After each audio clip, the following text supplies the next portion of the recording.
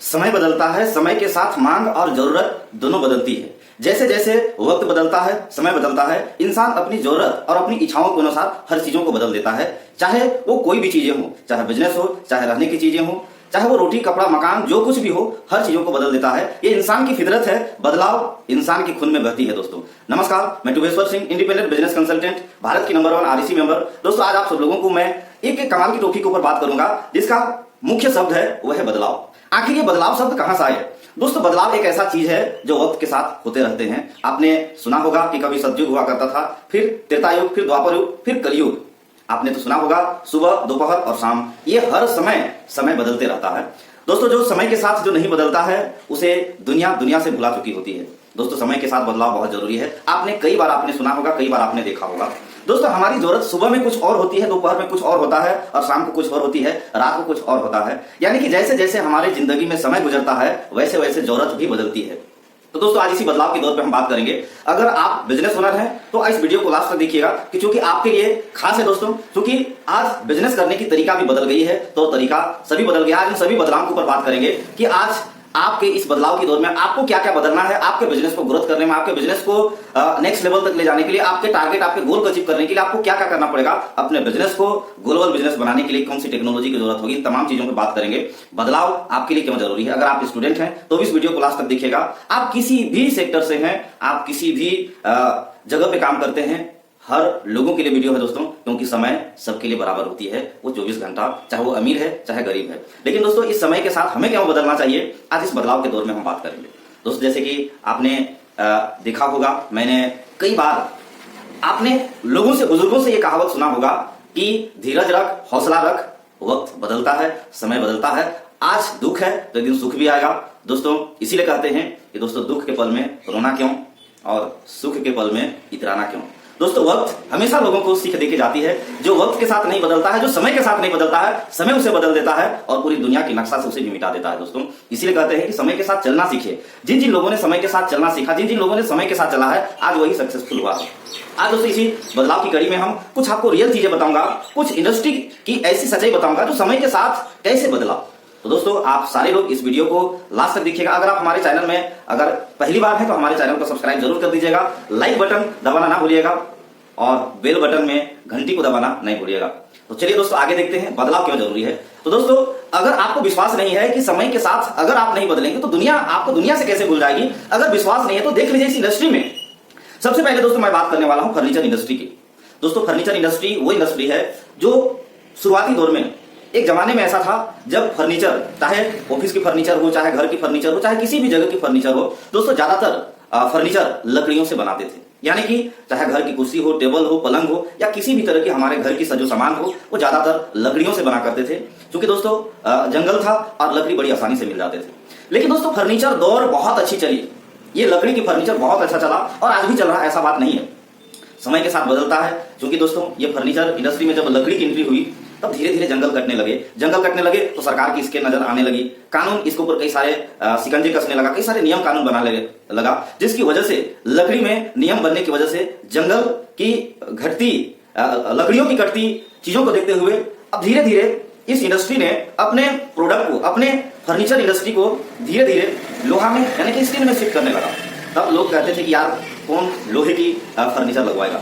हमेशा से लोग विरोध करता आए हैं बदलाव के ऊपर। लेकिन दोस्तों ये लोहा इंडस्ट्री भी बहुत अच्छी चली और आपके घर में याद कीजिए कभी कुर्सी हुआ करता था, लोहे की टेबल हुआ करता था, कई सारे फर्नीचर होते थे आपके घर में लोहे की। बट ये फर्नीचर भी दोस्तों समय के साथ बदलते गया और समय की बदलाव में आज ये इंडस्ट्री धीरे धीरे और भी बदल गया। अब ये प्लास्टिक में आ गया। तब दोस्तों प्लास्टिक इंडस्ट्री ने भी जब कदम रखा तो इंसान ने भी इसको एक्सेप्ट करने से बहुत विरोध किया, अपने माइंड में इस चीजों को नहीं सोच पा रहा था। लेकिन दोस्तों धीरे धीरे इस इंडस्ट्री ने कदम रखा प्लास्टिक में और प्लास्टिक ने आज मार्केट जमा के रखा है। हर जगह आज प्लास्टिक है, चाहे आपकी जरूरत की सामान, चाहे आपकी थैला हो, चाहे आपके घर की फर्नीचर हो, चाहे आपके घर के बर्तन हो, हर जगह में दोस्तों प्लास्टिक है। तो शुरुआती जब प्लास्टिक आया तो भी इसे लोग एक्सेप्ट नहीं करते थे। तो ये होती है बदलाव के दौर में। जो इंडस्ट्री ने लकड़ी से लोहा में बदलाव नहीं किया, जो इंडस्ट्री लोहा से प्लास्टिक में बदलाव नहीं किया, वो इंडस्ट्री की कंपनियां आज बंद हो चुकी है। ऐसी कई सारे उदाहरण है दोस्तों, आप इसे गूगल में जाकर के देख सकते हैं। समय की कम है, मैं इन सारी कंपनियों के नाम आपको नहीं बताऊंगा क्योंकि समय की कमी है। तो दोस्तों आगे चलते हैं। अगर आपको विश्वास नहीं है तो दूसरी इंडस्ट्री में चलते हैं, वो है मोबाइल इंडस्ट्री। दोस्तों जब मोबाइल इंडस्ट्री जब पहली बार कदम रखा तो याद कीजिए मोबाइल कैसे हुआ करता था। मोबाइल की बनावटें आप याद कीजिए, पहले मोबाइल होती थी और उसमें एंटीना निकला हुआ होता था। बट इंडस्ट्री धीरे धीरे बदलाव करी, फिर ये कीपैड वाली आई, कीपैड वाली के बाद धीरे धीरे ये टच स्क्रीन आया और धीरे धीरे दोस्तों ये टच स्क्रीन के साथ इसके कई सारे वर्जन आए, इसके एंड्रॉइड वर्जन आए। लेकिन दोस्तों यहाँ पे खास बात यह है कि इंडस्ट्री में जिन जिन लोगों ने बदलाव नहीं किया, आपने देखा होगा कीपैड में नोकिया मोबाइल की बहुत अच्छी पकड़ थी, इन्होंने मार्केट में बहुत दिनों तक राज किया और पूरी धरती में सबसे ज्यादा कीपैड या मोबाइल बेचने वाली कंपनी बन गई थी। बट जब धीरे धीरे टच स्क्रीन आया, टच स्क्रीन में और भी बदलाव हुए, इसमें एंड्रॉइड वर्जन आया, तो नोकिया ने इसे एंड्रॉइड वर्जन को अपनाया नहीं, जिसकी वजह से धीरे धीरे इसके फीचर्स, इसके जो चीजें था वो उतनी नहीं थी एंड्रॉइड की अपेक्षा। तो सैमसंग ने उसी वक्त कदम रखा मार्केट में और एंड्रॉइड वर्जन के साथ लाया, जो कि टच स्क्रीन से कई सारे फीचर्स अलग हुए करते थे। तो धीरे धीरे नोकिया की डिमांड कम होने लगी और मार्केट में सैमसंग ने बहुत अच्छा पकड़ बनाया। धीरे धीरे ये इंडस्ट्री बदलती गई और आज दोस्तों ये इंडस्ट्री काफी पकड़ है। लेकिन इसमें भी दोस्तों सैमसंग ज्यादा दिन नहीं चला, ओप्पो आया, वीवो आया। और दोस्तों आज मैं अगर भारत देश की बात करूं तो भारत देश में आज रेडमी बहुत अच्छा पकड़ बना के रखा है। तो दोस्तों समय के साथ सब कुछ बदलता है।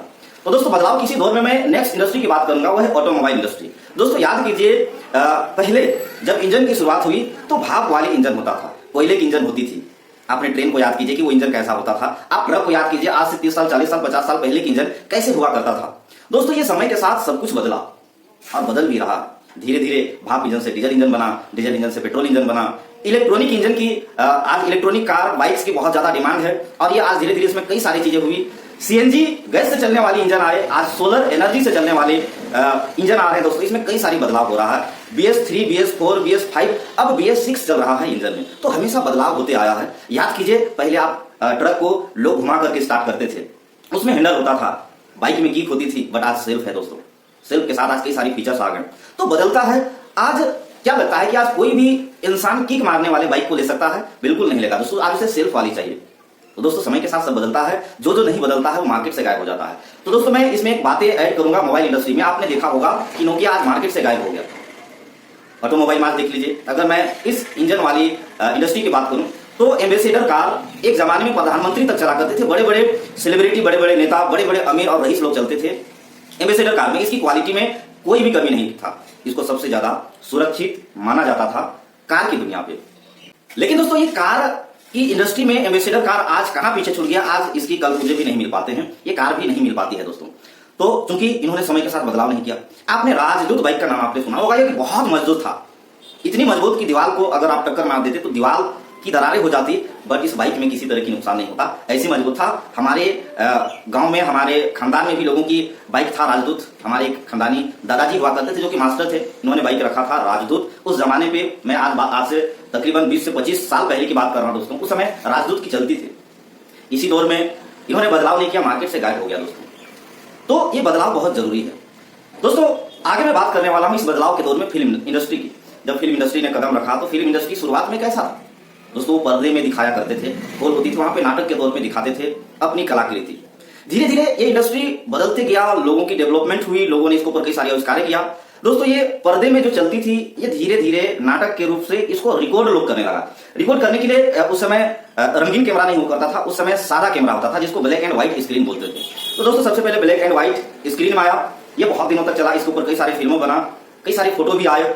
लेकिन धीरे धीरे ये इसमें और बदलाव हुए, फिर ये ब्लैक एंड व्हाइट रंगीन स्क्रीन में आया, कलरफुल स्क्रीन पाया, ये भी बहुत अच्छी तरीके से चला। लेकिन इसी कलरफुल या कलर स्क्रीन के साथ साथ इसमें VFX, कई सारे एडिटिंग, कई सारे फैसिलिटीज के साथ आज वीडियो चल रहा है। जिस वक्त आप इस वीडियो को भी देख रहे होंगे दोस्तों, आज की ये डिजिटल दौर की वीडियो है जिसे एडिट किया गया है। तो दोस्तों हर समय बदलता है, समय के साथ सब कुछ बदलते हैं, आप नहीं बदलेंगे। अगर आपको मार्केट में रहना है, अगर आपको मार्केट में पकड़ बना के रखना है तो समय के साथ आपको भी बदलना होगा।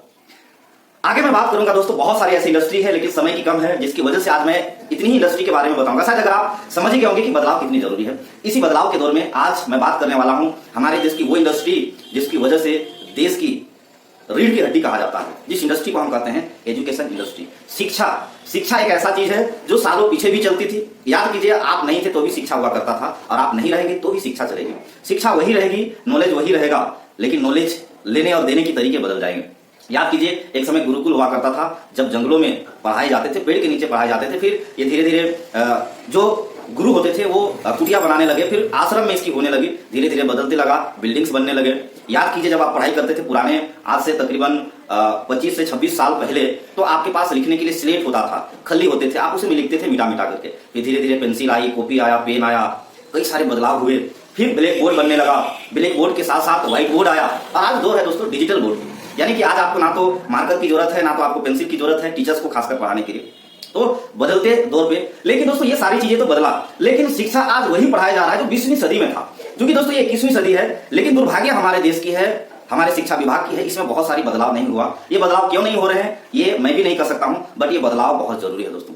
क्योंकि अगर आप आज के डेट में देखिएगा कि अगर आप पुरानी जीप में, यानी कि आज से 25 साल पहले की जीप में आज के कार को अगर आप दौड़ाएंगे तो क्या आप पीछा कर पाएंगे, क्या आप पहुंचा पाएंगे? कभी नहीं दोस्तों, बिल्कुल आप नहीं पहुंचा पाएंगे। तो आज हमारे इसी शिक्षा की यही बातें आज सबसे महत्वपूर्ण आपको समझने वाली चीजें हैं कि आज हम एजुकेशन तो ले रहे हैं, लेकिन आज से 25 से 30 साल पहले जीप में वाली शिक्षा हम ले रहे हैं, यानी कि 20वीं सदी की शिक्षा ले रहे हैं, जिसकी जरूरत आज नहीं है। चाहे वो कंपनी हो, चाहे इंडस्ट्री हो, चाहे वो गवर्नमेंट सेक्टर की कोई भी विभाग हो, आज उस शिक्षा की जरूरत है ही नहीं। यही वजह है कि आज हमारे देश में ज्यादा से ज्यादा बेरोजगारी हो रहा है, क्योंकि स्कूल कॉलेज में जो पढ़ाया जा रहा है उसे गवर्नमेंट सेक्टर या तो फिर प्राइवेट सेक्टर या तो फिर कंपनी या किसी भी इंडस्ट्री में आज इन एजुकेशन की जरूरत है ही नहीं, जिसे हम पढ़ रहे हैं दोस्तों।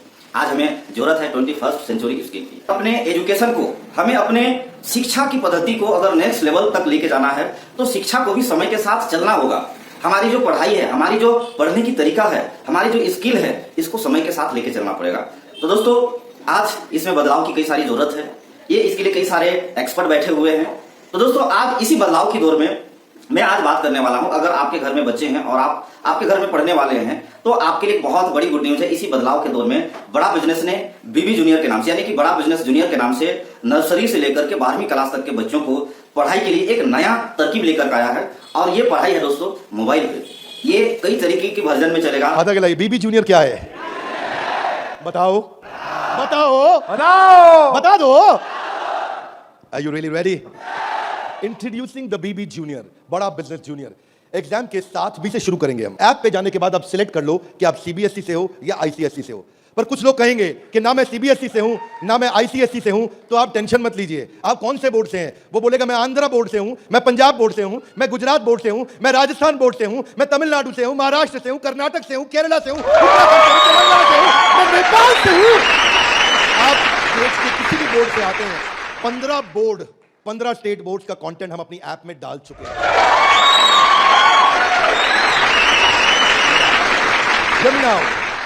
आप कह सकते हैं कि मेरा पब्लिशर अलग है, मैं एनसीईआरटी से नहीं पढ़ता। आप टेंशन नहीं लीजिए, अभी पब्लिशर जो पैदा हो चुका है वो हमारी ऐप पे है, और जो पैदा होने वाला है वो हमारी ऐप पे बुकिंग करा चुका है।